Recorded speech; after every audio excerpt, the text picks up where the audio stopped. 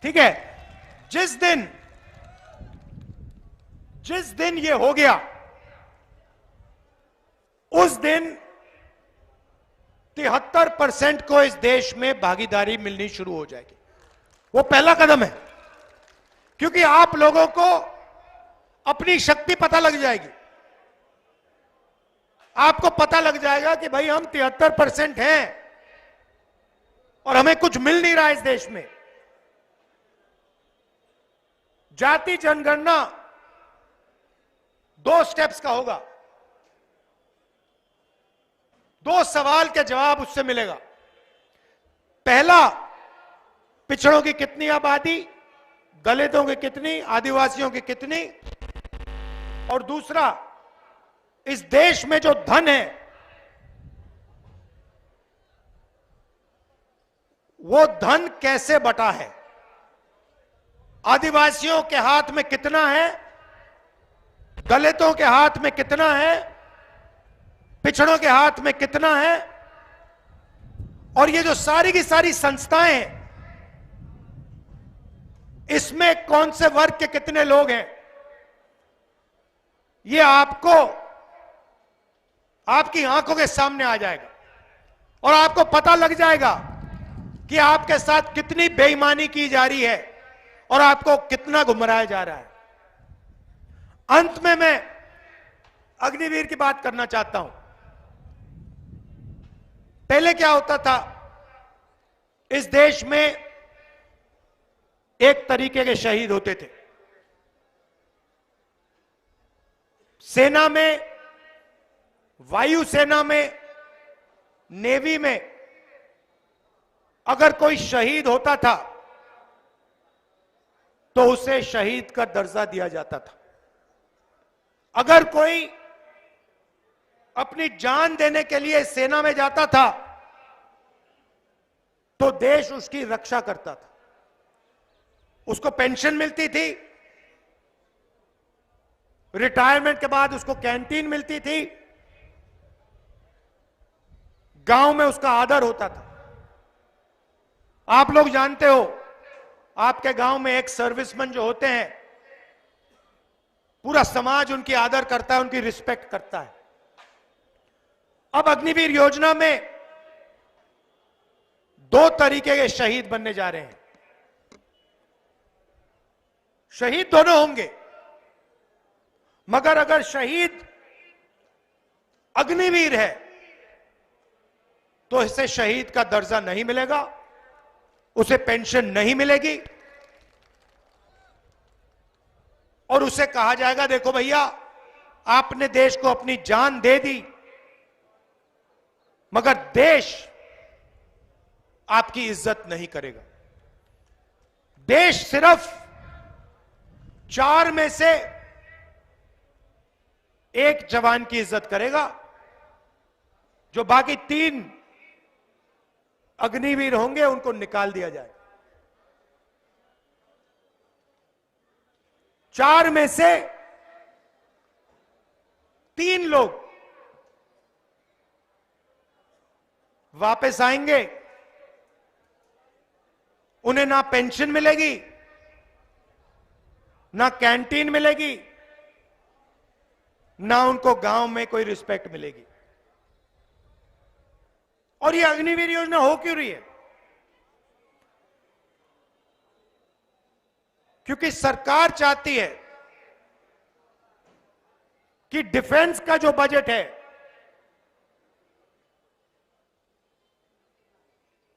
वो जवानों का ना मिले, उनकी पेंशन में ना जाए, उनकी ट्रेनिंग में ना जाए,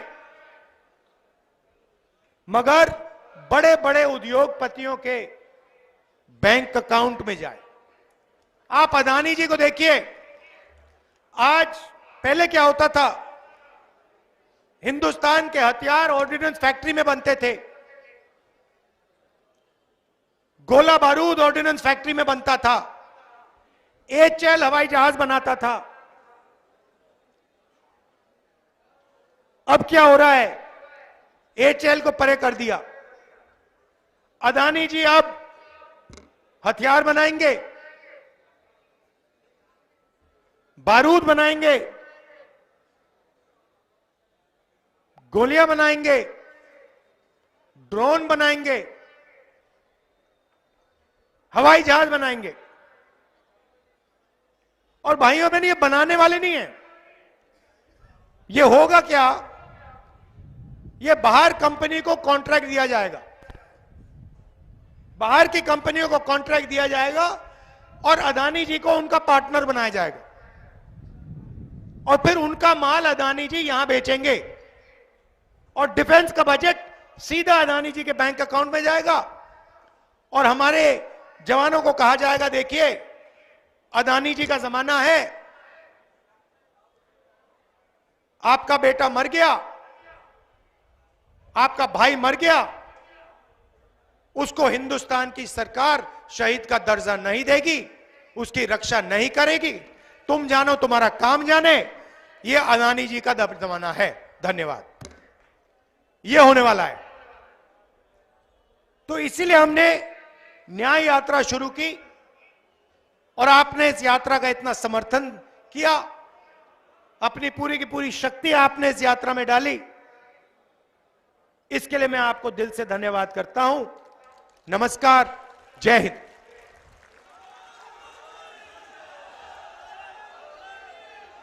अब मैं आभार व्यक्त करने के लिए बुलाऊंगा हेमंत कटारे जी को। आए और आभार व्यक्त करें हेमंत कटारे जी।